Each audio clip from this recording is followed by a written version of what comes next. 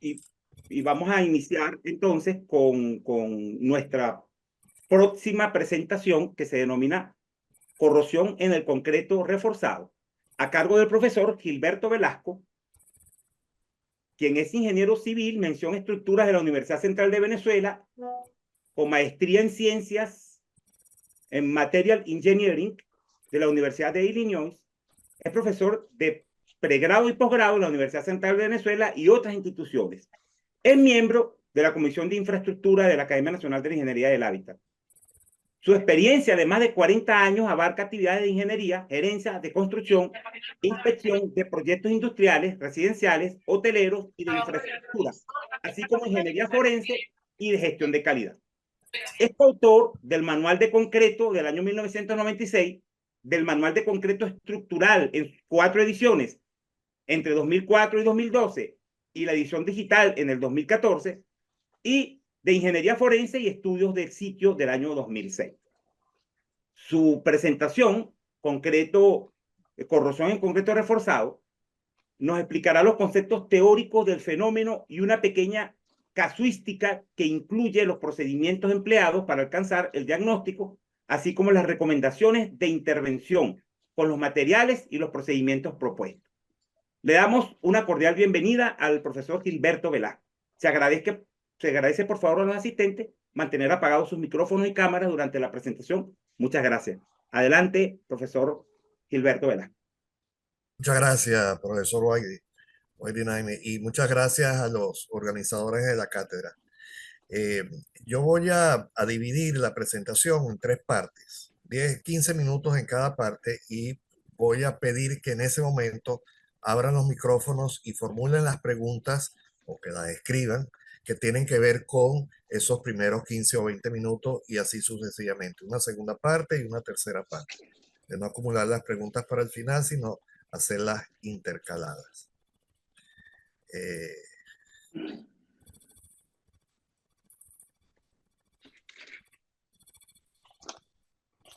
Ok. ¿Se está viendo?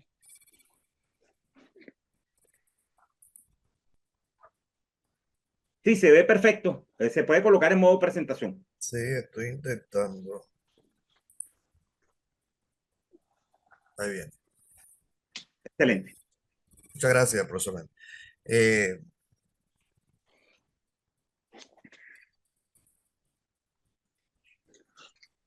Pero básicamente lo que lo que pretendo presentar hoy son la base teórica de este fenómeno que llamamos corrosión, cómo es ese mecanismo de corrosión específicamente en el concreto reforzado, cuáles son sus causas y sobre todo cuáles son sus consecuencias.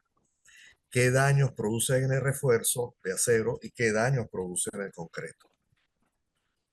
Cómo se puede proteger, cómo se puede evitar que haya corrosión en el concreto reforzado y por qué en algunos casos llega a perderse esa protección.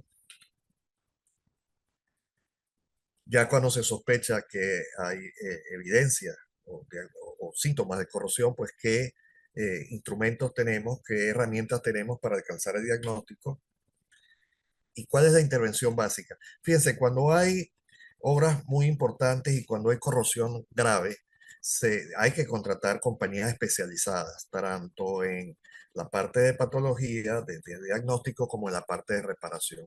Pero yo quisiera esta tarde dejarles cuáles son los esquemas básicos de comportamiento para ingenieros de obra, residentes o inspectores, que tiene que ver con el cuidado, con la protección, con el diagnóstico y con qué intervenciones pequeñas, elementales, básicas se pueden efectuar y de qué manera para que funcione correctamente.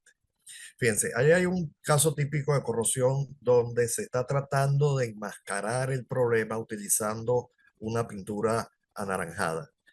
Eso que ven por encima, pues es una pintura que simplemente trata de ocultar. Eso no es un recubrimiento anticorrosivo. Empecemos por definir lo que es corrosión. En general es cualquier desgaste lento, es cualquier degradación que ocurre a lo largo de los años. En cualquier material. Hay corrosión en vidrio, aunque nos parezca extraño, hay corrosión en aluminio, hay corrosión en cualquier material. Son Procesos lentos, en algunos casos tan lentos que ni siquiera nos ocupamos de ellos. En el caso de la construcción, pues tenemos corrosión metálica, es la que ocurre normalmente en estructuras de acero, hay una oxidación galvánica. Y en el caso específico de esta tarde, corrosión en el concreto reforzado, que es un proceso químico, un proceso electrolítico. Algunas veces pueden interactuar y potenciarse una a la otra. Entonces, definamos corrosión en el concreto reforzado. Vamos a ir cerrando el cuadro. Es una oxidación del refuerzo, no del concreto, es una oxidación del refuerzo que es progresiva, es decir, no tiene pasivación. Se daña el acero, lo que primero se daña es el refuerzo, se forman costras, picaduras, se pierde sección de acero y el concreto entonces se agrieta, se abomba, se deslamina y se desprende por láminas. ¿Por qué se agrieta? ¿Por qué se deslamina? Porque la costra en la barra de acero, costra que no es ya acero, sino que es una combinación de óxido ferroso, óxido férrico y otros óxidos, ocupan mayor volumen que el acero original. Entonces, para que el concreto pueda acompañar esa deformación, como es mucho más frágil que el acero, no tiene capacidad de deformación suficiente, tiene que agrietarse. Y luego de eso se abomba, se separa lámina de concreto. ¿Cuáles son las causas? Bueno, hay varias que vamos a ver, normalmente están unidas, concatenadas unas con otras. Es raro ver casos de corrosión antes de los 2 años. Tuve un caso hace muchos años en Taraguarena, una escuelita que estaban construyendo y ya en construcción ya asomó los primeros síntomas de corrosión. Y es raro que se produzca después de 7, 8, 10 años. Eso ayuda a que se diluya la responsabilidad entre el constructor y el propietario. Aclaremos, oxidación es cualquier ganancia de oxígeno.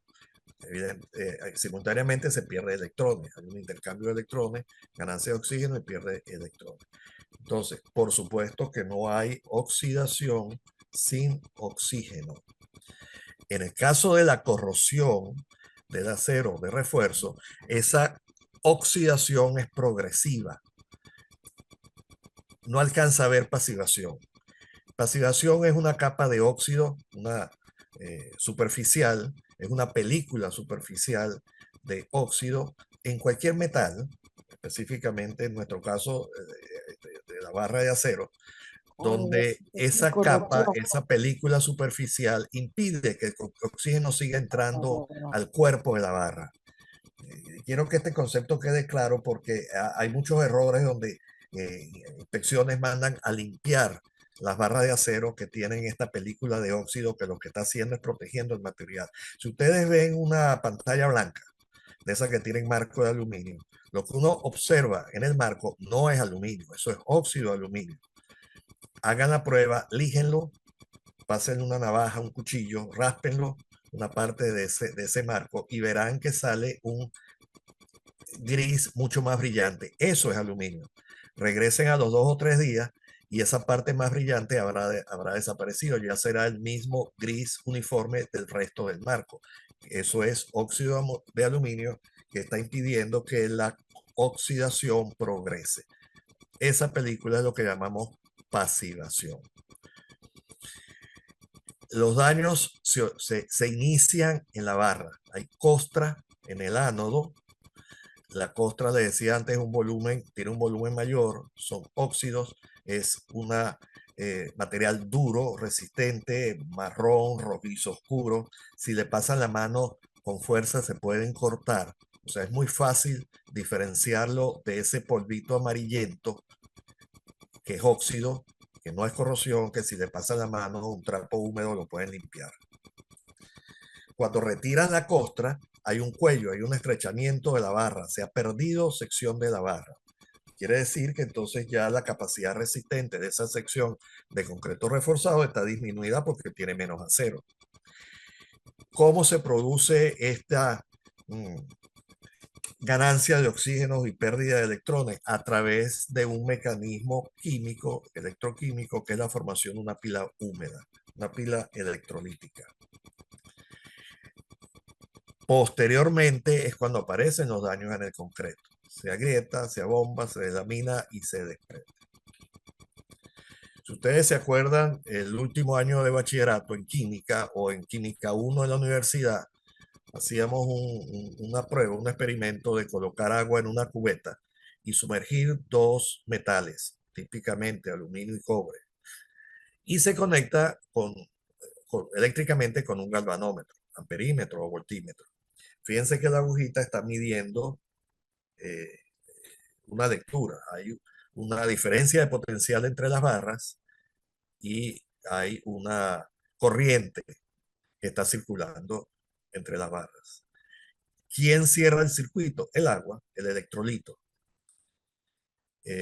Entonces, eso pueden ser dos metales, aluminio y cobre. Dentro del concreto armado pueden ser acero y otro metal que esté empotrado o atravesando. O puede ser la misma barra que en una parte funciona como cátodo y en otra parte funciona como par, como ánodo. El electrolito es el agua, la humedad. Por lo tanto, tampoco hay corrosión si no hay humedad. Se requiere algo más. Si ustedes recuerdan ese experimento, después se le añadía a esta cubeta un ácido diluido en agua. No recuerdo qué ácido es. Débil, diluido en agua. Y fíjense lo que va a ocurrir con la agujita cuando le añade ese ácido. El potencial aumenta o la intensidad de corriente aumenta. Esto se puede lograr añadiéndole cloruros al agua y lo que ocurre es que aumenta la capacidad de disociación de los iones del agua, la capacidad de ionización. Se separa iones hidroxilo y iones hidrógeno. Entonces, ¿se requiere que haya cloruros para que haya corrosión? No, es una ayuda porque aumenta la capacidad dieléctrica del agua. Ajá, no tiene un caso. Una tubería es un bajante de aguas de lluvia, no tiene ninguna importancia estructural. Fíjense las grietas que tiene, está totalmente eh, corroída y partida. Pero el problema está en que a través de esos arneses conectaron la tubería a la columna de concreto armado. Ahí lo empotraron con algún tornillo, algún perno, algún metal, que puede ser óxido, puede ser acero, pero diferente acero, diferente aleación que la del concreto armado. Y aunque los daños de corrosión se inician dentro del concreto, se observan al contrario. Primero se observan el concreto, ahí tienen esas manchas de amarillentas, ahí tienen esa grieta. Luego la superficie de la columna se va a bombar, se va a deslaminar y se va a terminar desprendiendo. Ahí tienen esa misma columna en la esquina contraria. Reconocen, aquí está el mismo arnés que vieron aquí, la misma abrazadera, y esta esquina es la que está de este lado, del lado contrario. Entonces ahí ya se ve el daño en el acero, está corroído, se ha formado costra. Al limpiar esa costra van a ver que la sección de acero está disminuida. ¿Cómo se protege el acero dentro del concreto? Tiene 3 o 4 mecanismos. Primero, el propio metal. Tiene una pasivación, esa película de óxido, esa película que se forma alrededor de la banda. Segundo, como decía el profesor Bonilla, el pH del concreto es muy elevado. Los cementos, pastas de cemento tienen pH cercanos a 14. Si ustedes se acuerdan, ese es el pH máximo básico, es el pH más alcalino. El 7 es neutro y menos de 7 pues ya comienza a ser ácido. En el caso del concreto joven, el pH está entre 10 y 12 y esa alcalinidad ayuda a producir la pasivación y ayuda a proteger la barra de acero. Luego debe haber un recubrimiento. ¿Por qué ese recubrimiento es importante como mecanismo de protección? Porque es una barrera contra la entrada de agua y oxígeno. Y ya vimos que son los dos elementos indispensables para que se produzca la pila húmeda. Por supuesto, el concreto debe ser denso y compacto, con baja relación agua-cemento, con un adecuado contenido de cementos, no poroso y sin fisuras. Todo lo que estuvo hablando el profesor Bonilla. La norma 1753 nuestra, COVENIG o Fondo Norma, tiene recomendaciones en cuanto a relaciones agua-cemento y contenido de cemento para diferentes medios, para diferente agresividad del medio donde se vaya a construir ese concreto. ¿Por qué se pierde la protección? Porque el recubrimiento es muy escaso. En algunas zonas es suficiente con 2 centímetros, pero hay zonas geográficas, me refiero, donde se requiere recubrimiento de hasta 5 o 6 centímetros. O hay una grieta por retracción, por choque de temperatura, o típico en las columnas de los estacionamientos porque las golpean los carros. Y esas pequeñitas grietas, esas pequeñitas fisuras sirven para que entre el agua, el oxígeno y en algunos casos algún otro contaminante. O el concreto fue poroso desde el comienzo, estuvo mal vibrado, no alcanzó la suficiente compactación, o la relación agua-cemento era muy elevada, o el contenido de cemento escaso. También mencionó el profesor Bonilla el proceso de carbonatación. El gel de cemento, el gel de hidróxido de calcio del concreto endurecido, pues reacciona con el dióxido de carbono que está en la atmósfera y produce carbonatación. Otra forma de ayudar a la formación de esas pilas, de esa pila húmeda, es la formación de pilas diferenciales. El ánodo dentro de la barra o dentro de la cantidad de barras que están interconectadas, la parte anódica es donde hay más porosidad o donde hay más humedad o donde hay mayor concentración de sales de cloro o inclusive donde hay menor recubrimiento o donde las barras están dobladas.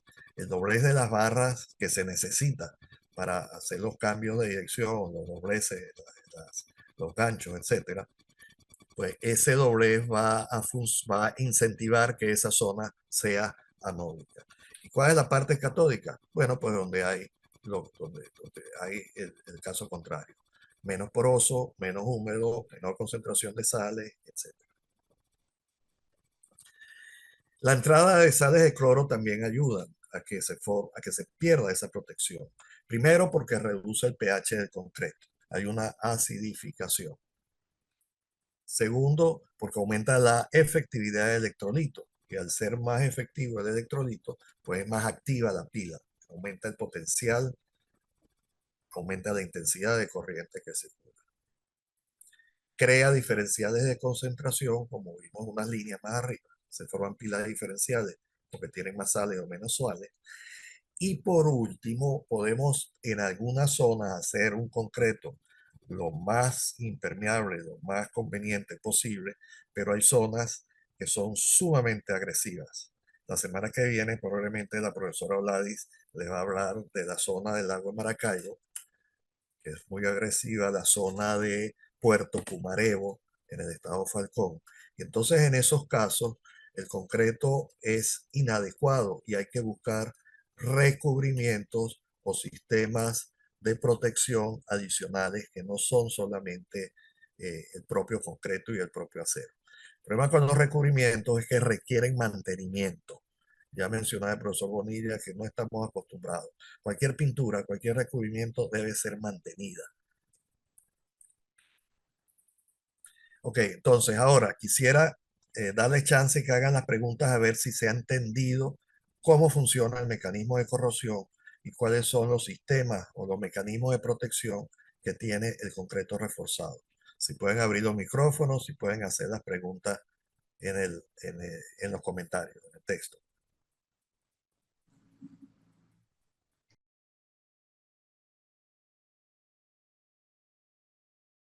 Muy bien, entonces sigamos. Adelante. Bien, ¿cuáles son las causas más frecuentes de corrosión grave? Hay causas que dependen del ambiente y hay causas que dependen del material, del concreto reforzado. En el caso del ambiente, la humedad si hay mucha humedad en promedio, pero además los gradientes de humedad. Por ejemplo, noche-día, humedad alta en la mitad del día y humedad alta en la otra mitad del día. Eso es lo que se llama gradientes. O en una cara del miembro de concreto reforzado y en la otra cara. Temperatura, también, temperaturas altas incentivan porque es un catalizador. Recuerden que las temperaturas altas sirven como catalizador de cualquier reacción química y esto es una reacción química. Entonces, temperaturas altas incentivan la corrosión, pero también el gradiente, típico cuando hay un ambiente cálido en el exterior, nuestras costas, por ejemplo, y aire acondicionado en el interior. Entonces se establece un gradiente de temperaturas. La presencia de sales, que pueden ser externas, o la presencia de sales externas, como cloruros efluentes, agua de mar, efluentes de aguas industriales, aguas para tratamiento, en plantas de tratamiento de aguas negras. Hay, claro, hablo de sales externas porque es el capítulo de ambiente, de medio ambiente. En el caso del concreto, ese medio ambiente es difícil que lo podamos controlar, es difícil que podamos actuar sobre las condiciones de ese medio ambiente. Donde sí podemos actuar como ingenieros de proyectos, de construcción, ingenieros, inspectores, residentes, es sobre el material, sobre el concreto. Entonces, esa eh, alta porosidad es una de las causas más frecuentes de corrosión grave. ¿Por qué el concreto resultó poroso? Porque tiene una radiación agua-cemento muy elevada, porque el tamaño máximo y la granulometría de los agregados no es el mejor, que también se refería el profesor Bonilla a buscar una buena granulometría, que no sea ni muy rocoso ni muy arenoso, porque el contenido de cemento no es suficiente. De nuevo, la norma 1753 recomienda diferentes contenidos de cemento, porque no se hizo una buena compactación, como lo decía yo en mi comentario al profesor Bonilla. La mezcla puede ser Superman, buenísima, excelente desde todo punto de vista, pero luego hay que colocarla bien, hay que compactarla bien, hay que vibrarla bien y hay que curarla bien.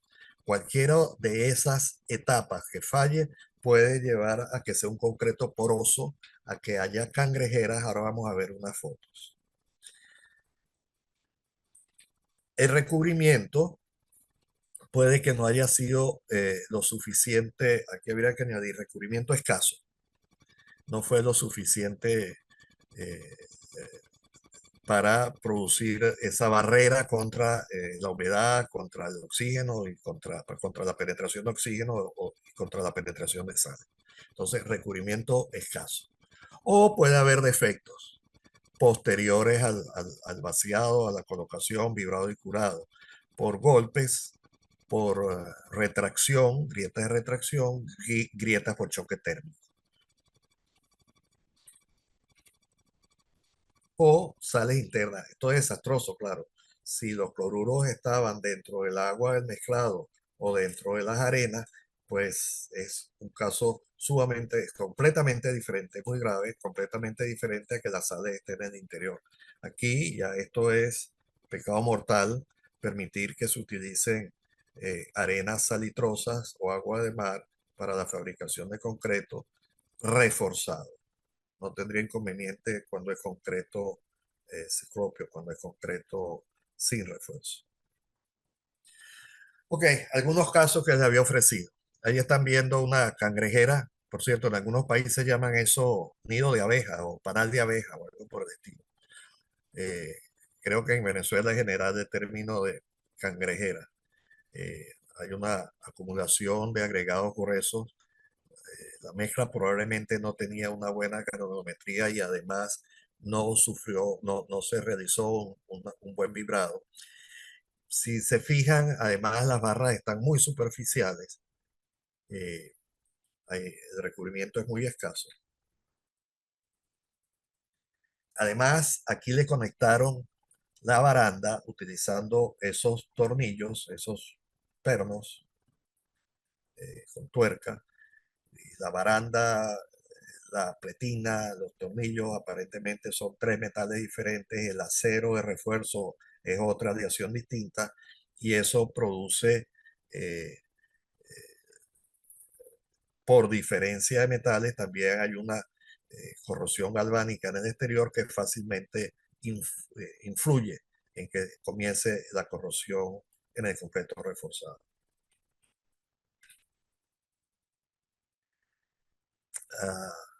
Recubrimiento escaso de nuevo, grietas que pareciera que en el origen no son de corrosión, sino son fisuras que existían por retracción o por diferencia de temperatura y ayudó a que comenzara la corrosión, además con un recubrimiento muy escaso. Así que, como le decía, hay causas combinadas. Ahí tienen, eh, efectivamente, aquí arriba están conectando esta, no sé si es una antena o algún elemento metálico, que probablemente fue lo que inició, se oxidó, se corroyó aquí afuera y ayudó a que se conectara con una pila interna en el concreto reforzado. Además tiene poco recubrimiento. Ya estas grietas sí parecen de corrosión. Fíjense cómo las paredes de concreto en esas columnas, en esas bases de concreto reforzado, se han desprendido. Se desprendieron totalmente. Y esas son las bases para la estructura de acero que va hacia arriba, la superestructura. Observen en un detalle cómo están esas columnas. Perdió totalmente la plancha de la base y eso fue lo que probablemente inició la corrosión en el concreto reforzado.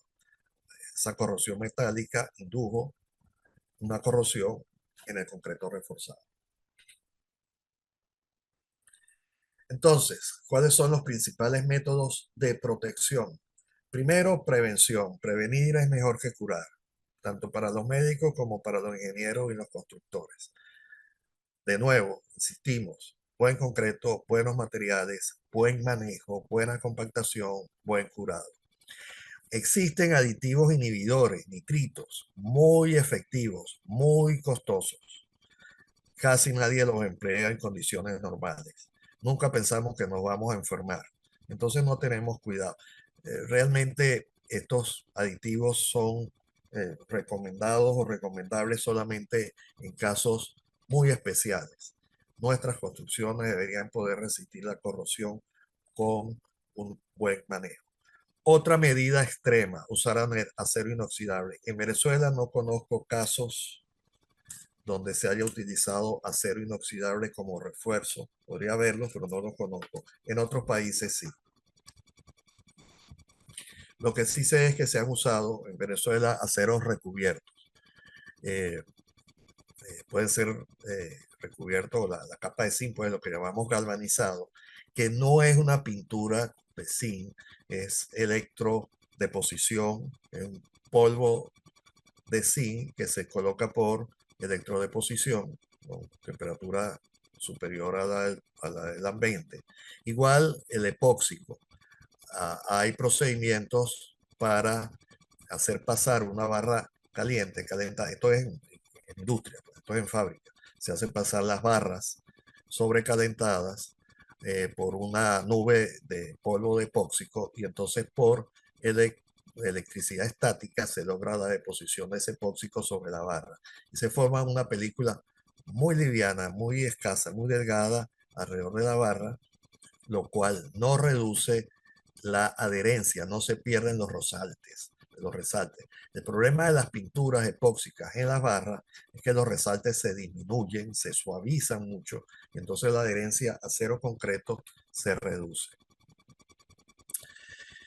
Ya después que está construido el concreto, las piezas de los miembros de concreto reforzado, pues entonces se pueden hacer recubrimientos, asfalto, pinturas, baldosas, como veíamos en las fotos anteriores, son baldosas de protección que estaban desprendidas, no se le hizo mantenimiento. Todos estos casos de cobertura o recubrimientos, asfalto, pinturas, baldosas, deben tener un programa de mantenimiento. Se ha hecho, también muy costoso el procedimiento, se ha hecho impregnación del concreto, impregnación con monómeros que luego polimerizan dentro del concreto, bien sea por temperatura o por radiación de algún otro tipo.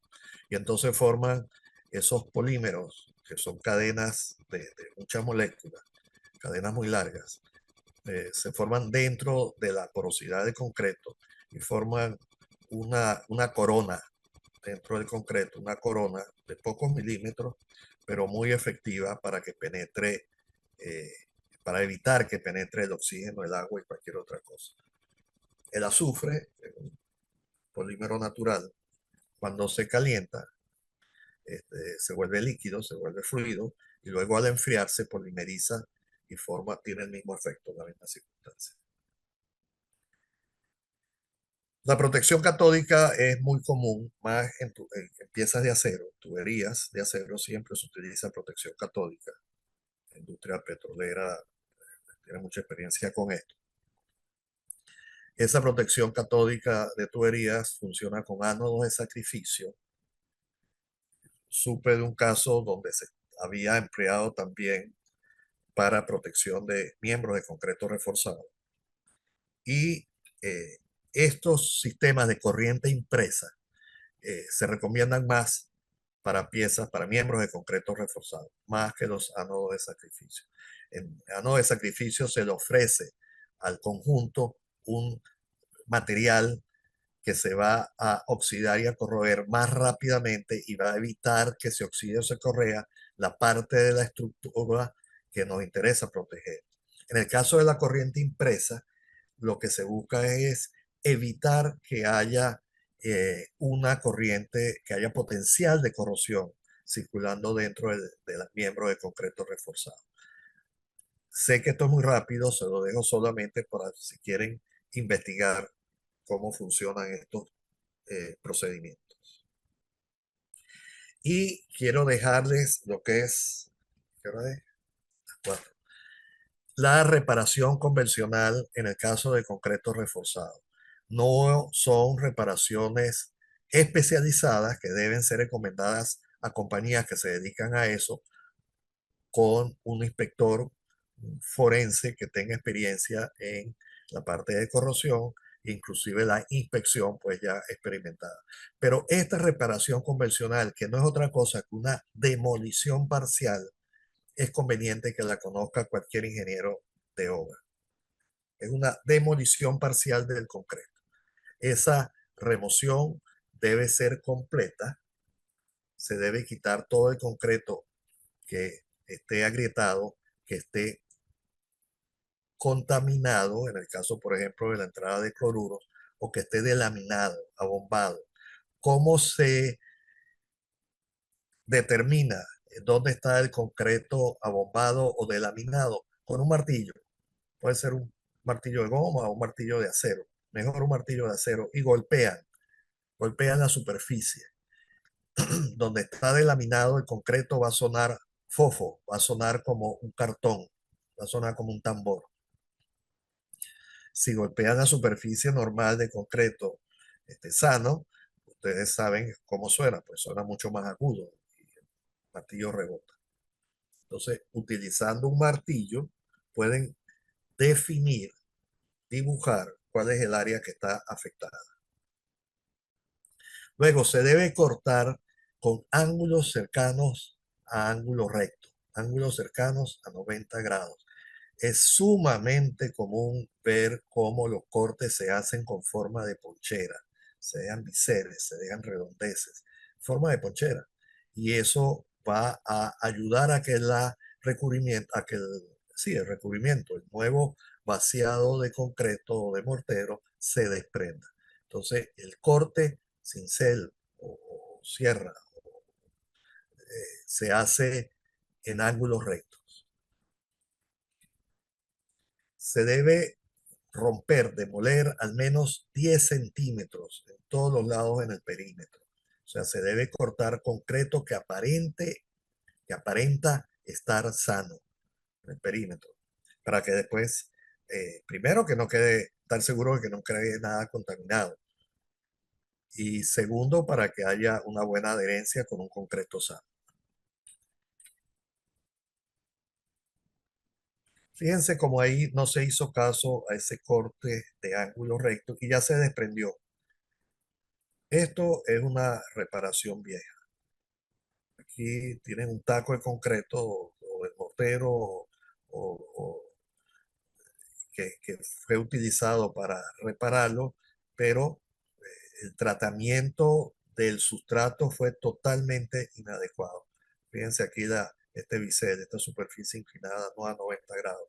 Y miren cómo tampoco no hay líneas de corte rectas en la superficie. Ese es un caso de reparación, de preparación del sustrato mal ejecutado. Las caras de corte, las caras cortadas, deben quedar rugosas con los agregados expuestos. ¿Para qué? Para asegurar adherencia con el material de relleno. Y corten al menos 1 pulgada, 3 centímetros por detrás del refuerzo en profundidad, para que puedan observar cómo está la barra en la cara posterior, por ejemplo, utilizando espejitos o pasando la mano con cuidado, si hay contra, no se vayan a acordar, pasar la mano por debajo y ver efectivamente si hay formación de contra, o con espejo ver si hay formación de contra en la cara no visible de la barra. Eso fue preparación de sustrato de concreto. Ahora, el refuerzo, la barra. Si hay costra de corrosión, hay que removerla. Y y de nuevo asegurarse de que se remueva incluso parte del acero sano. Se remueve y se limpia. Hay partes donde no van a poder hacer esa remoción. Recuerdo justamente en el caso de Puerto Cumarebo que no se podían alcanzar las barras cercanas al apoyo, los extremos de unas vigas, y que era peligroso romper esa zona y dejarla lo suficiente para hacer la limpieza. Esta era zona de corte máximo, entonces era peligroso, no había manera de colocar sostén, sostén provisional soporte provisional de esa viga. Entonces se puede emplear como segundo recurso ácido tánico. Hay varias marcas de ácido tánico en el mercado. Tanex, creo que es una. Eh, Ese ácido reacciona con la costra de corrosión. No va a reaccionar con el metal sano. Eso forma una sal tánica básica, neutra. Ya no hay peligro de corrosión y se debe limpiar enérgicamente luego con agua. Chorros de agua a presión, limpieza mecánica.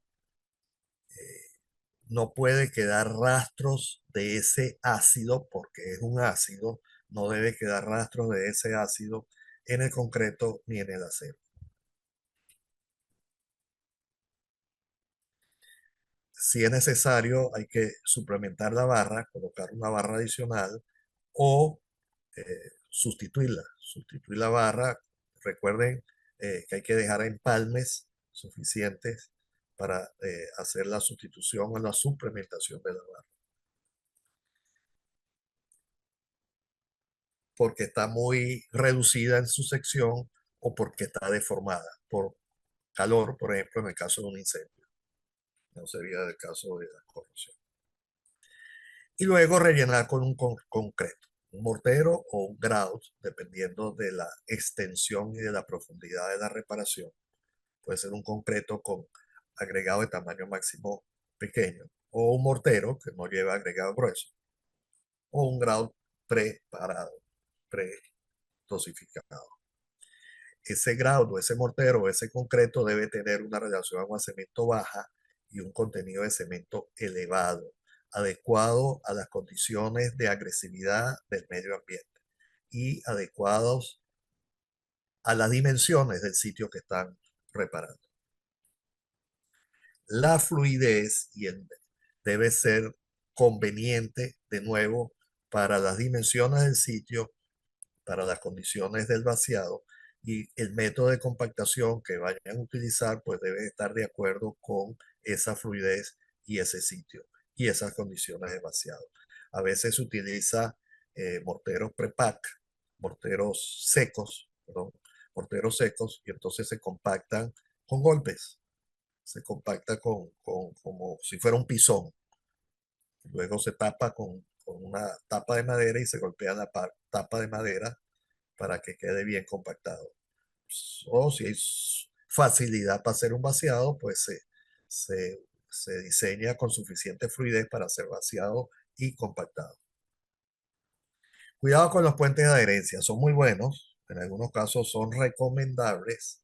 De nuevo, lean la hoja técnica, porque algunos puentes de adherencia tóxicos tienen una vida útil muy escasa, 15, 20 minutos, 30 minutos, y se reduce con las temperaturas elevadas.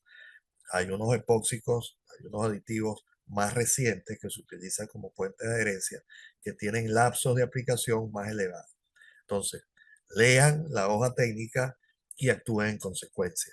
La pintura tiene que ser inmediatamente antes de hacer el vaciado. No es que van a colocar el epóxico hoy y luego lo van a vaciar mañana. Ahí lo que van a crear es una superficie lisa, no adherente, todo lo contrario. Entonces, lean la hoja técnica y actúen en consecuencia con esa hoja técnica. Después de esta lámina también voy a interrumpir para ver si hay alguna pregunta.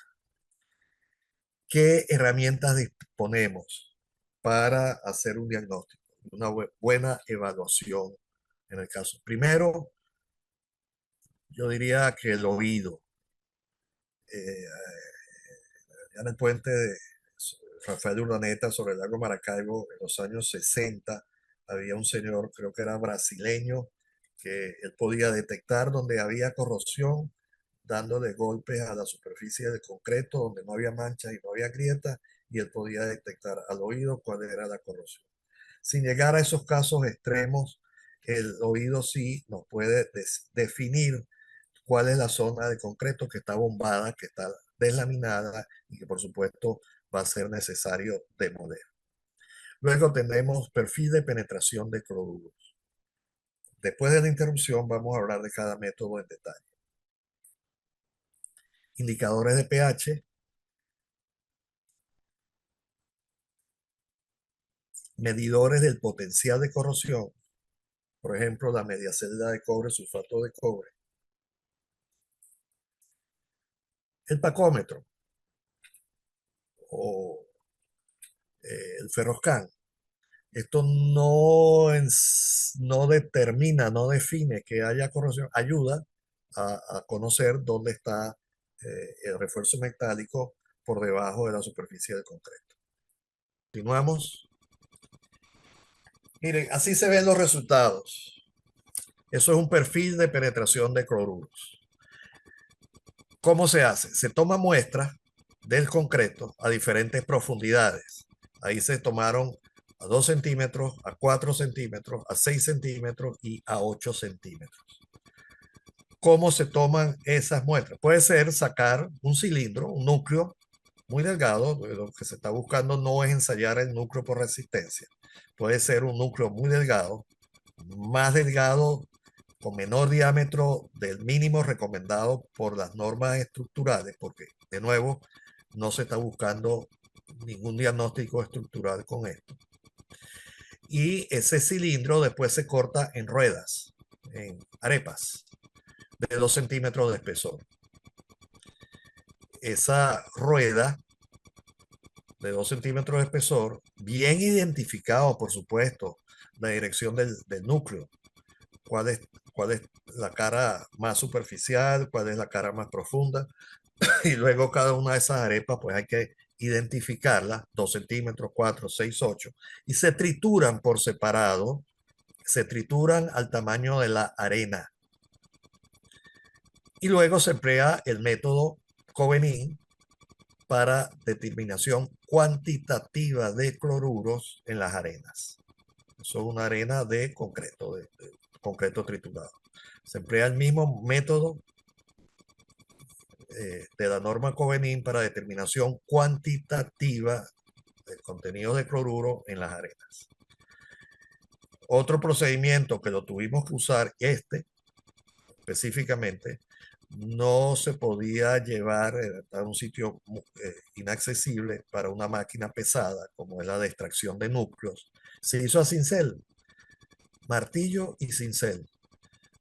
Un hueco de, no sé, creo que tenía 15 o 20 centímetros de lado, y se fue rompiendo con cincel y recolectando la arena, todas las partículas que salían de ese corte con cincel. Primero,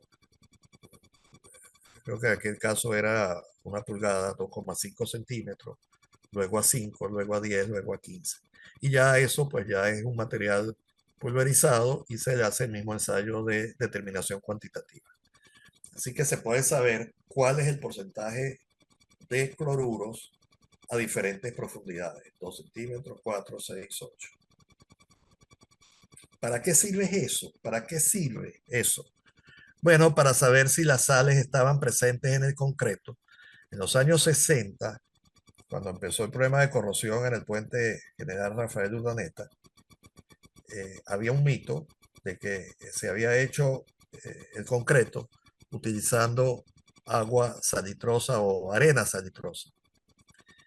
Si eso hubiera sido así, al determinar el contenido de cloruros, pues habría sido una línea más o menos constante, una línea más o menos vertical, con quiebres, con teques, pero habría sido más o menos el mismo contenido de cloruros a diferentes profundidades.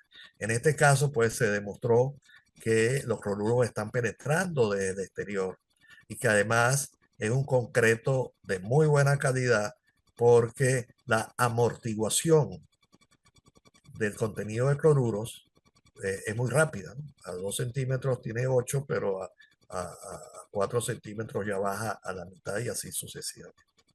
Entonces, así se puede saber, primero, si las sales penetraron desde el exterior. Segundo, hasta qué profundidad los contenidos de cloruros son, eh, eh, van a influenciar en la formación de esa pila, o van a ayudar, no en la formación, sino van a ayudar. Porque también se ha determinado que por debajo de ciertos contenidos de cloruros dentro del concreto y dependiendo del contenido de cemento, por debajo de esos valores, eh, pues no actúan, no tienen influencia en la producción, en la formación o en el mantenimiento de la pila electrolítica. Y por supuesto, la tercera razón por la cual se hace esto, se determina, si ustedes se imaginan, creo que es claro que el tratamiento que se debe emplear para el saneamiento de la zona de esa estructura es diferente si las sales estaban presentes en el concreto desde el comienzo o si están penetrando desde el exterior. Las medidas de saneamiento y de protección a futuro son totalmente diferentes.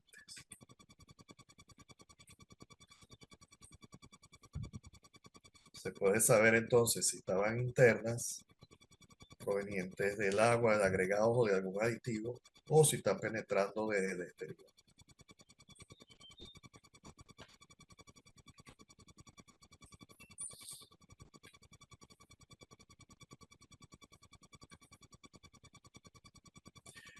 Estos herramientas para conocer, para ayudar al diagnóstico, es una pincelada. De nuevo, miren, este tema de corrosión de concreto reforzado da como para un semestre completo. Pero bueno, aquí tienen algunas pinceladas, pueden investigar después en la literatura. Entonces, 1, perfil de penetración de cloruros. 2, indicadores de pH.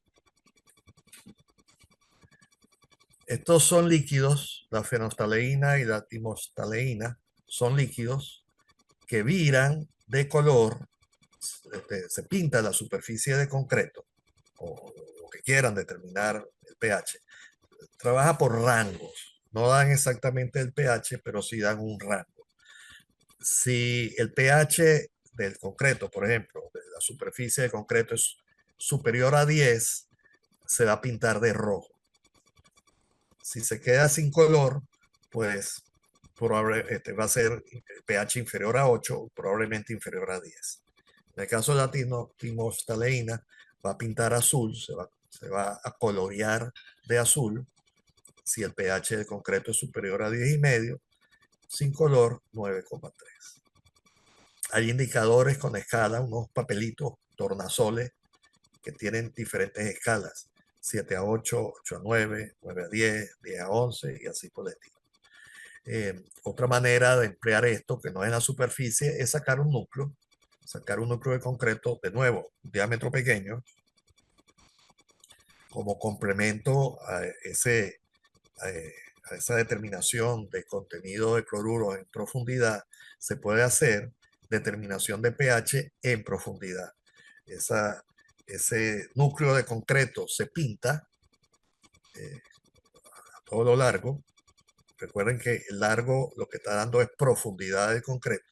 Se pinta a todo lo largo y se ve hasta qué profundidad vira el color, hasta qué profundidad tenemos pH superior a 10. Por debajo de 10 ya prácticamente no hay protección de la barra de acero por parte del concreto.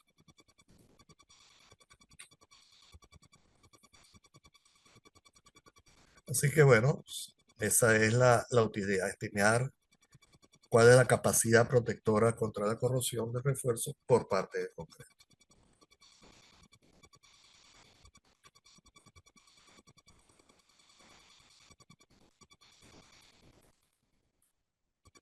¿Por qué se reduce el pH en el concreto?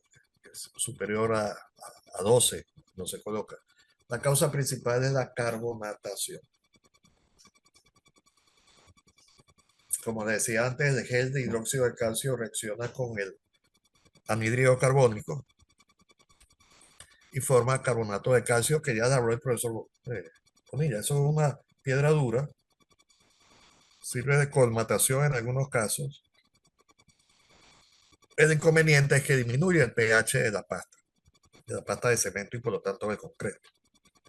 Hay una acidificación. Es difícil que se produzca en ambientes interiores, aunque no es imposible. La velocidad de reacción, estos son velocidades típicas entre 1/10 de milímetro y 3 milímetros por año, o sea, 30 veces más, dependiendo de cuál es la relación agua-cemento, de la mezcla, de cuál es el contenido de cemento, de cuál compacto, o sea, no poroso es el concreto, y de cuáles son las condiciones del ambiente.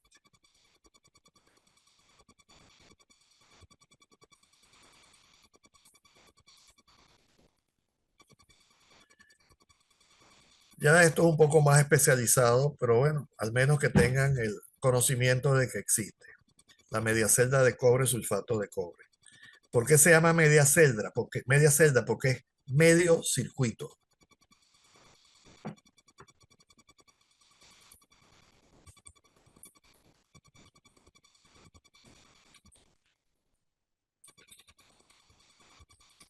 Okay. Es medio circuito. Esto es una esponja húmeda, una esponja mojada, de forma de que haya buena conexión eléctrica entre este elemento y el concreto. La superficie del concreto también debe ser mojada. No rociada, debe ser mojada. Debe haber absorción o penetración del agua lo más posible dentro del concreto. Se permite que haya un charco de agua. No tengan miedo a mojar suficientemente la superficie del concreto. Lo que hay aquí es cobre y esta barra es de cobre y hay una solución de sulfato de cobre.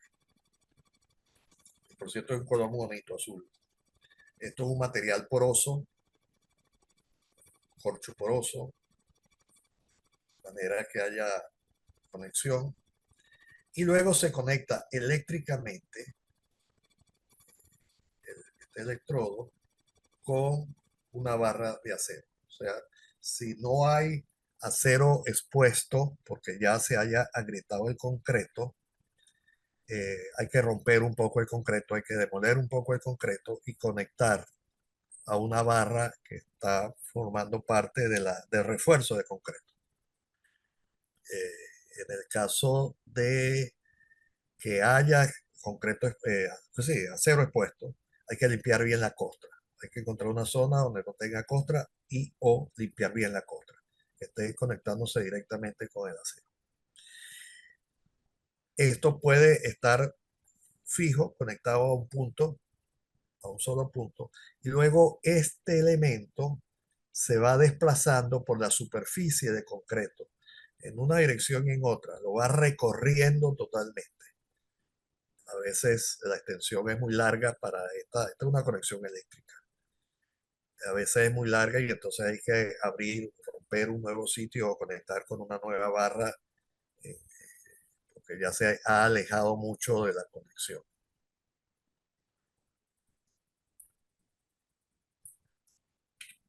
¿Y qué es lo que se está haciendo con eso? Medir la diferencia de potencial entre ese electrodo, entre esa media celda y el acero de refuerzo. Esa diferencia de potencial es lo que va a producir corrosión, lo que está anunciando que hay un proceso de corrosión. Si todavía no se ha declarado la corrosión, porque los potenciales son muy bajos, pero se puede estimar la velocidad a la cual va a aumentar ese potencial y por lo tanto la probabilidad de que haya corrosión activa. Este es el resultado. ¿Se acuerdan de Epa, yo no sé si todavía están dando topografía como asignatura en la carrera de ingeniería.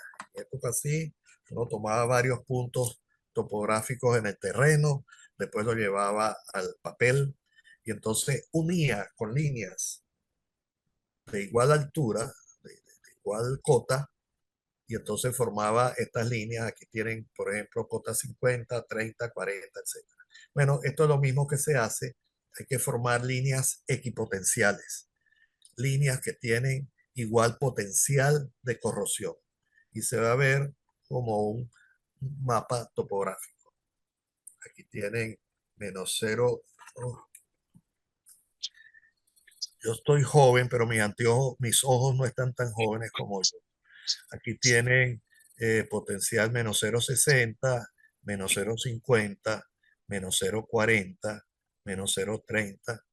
Entonces, así tienen idea de cómo se distribuye el potencial de corrosión eléctrica en esa superficie de concreto reforzado.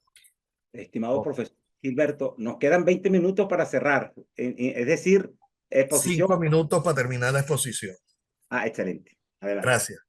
Y así nos quedan 15 minutos para preguntas. Aquí tienen otra manera, esto es un papel logarítmico y entonces fijan los diferentes puntos que midieron en este papel logarítmico y lo importante de esta representación es que la probabilidad de corrosión activa por debajo de menos 350 milivoltios, la probabilidad de corrosión es superior al 90%. Por debajo de menos 200 milivoltios, la probabilidad de corrosión es inferior al 10%. Y hay una zona donde es incierta. Puede que haya y puede que no haya, dependiendo de otras cosas. Ok. Y ya para terminar, esto, ocultación magnética, muchos la han utilizado no necesariamente para corrosión, para determinar dónde está el acero, para cualquier motivo o función que eso tenga. El viejo pacómetro, que es lo que estamos utilizando. Bueno, hay uno más viejo todavía, que no era digital, sino que medía con una agujita. eh, pero bueno, eh, ese lo conoció el profesor Bonilla, ese de la agujita. Ahora ya es digital. Ahí se está marcando dónde aparece, dónde están las barras. Se usa para determinar la ubicación de barra de cualquier elemento metálico y en algunos casos se puede estimar el diámetro o la profundidad de esas barras. Si van a hacer una demolición parcial, si van a extraer núcleos, Puede ser uno de los principales, de los primeros usos que tuvo, extraer un núcleo donde no hubiera una barra de acero. Así se ve, por ejemplo, en el caso eh, de las barras. Aquí está un muro, también separada de esas barras. Les dejo unas referencias. Puede ser cierto que nuestras normas están fuera que sean antiguas, pero en muchísimos casos siguen siendo válidas, sobre todo lo que tiene que ver con ensayo de materiales. Yo diría que es más falta de conocimiento de esas normas. El problema es más falta de lectura, falta de estudio, falta de conocimiento. Es mayor que el problema de que hayan normas insuficientes o que estén antiguas. Lo invito. La norma 1753 deberían tener 3 ejemplares. Uno en la mesa de noche, uno en la oficina y uno en el baño, encima de la poseta, para cuando tengan oportunidad leer la norma 1753 de comienzo a fin y cuando la terminen volver a empezar.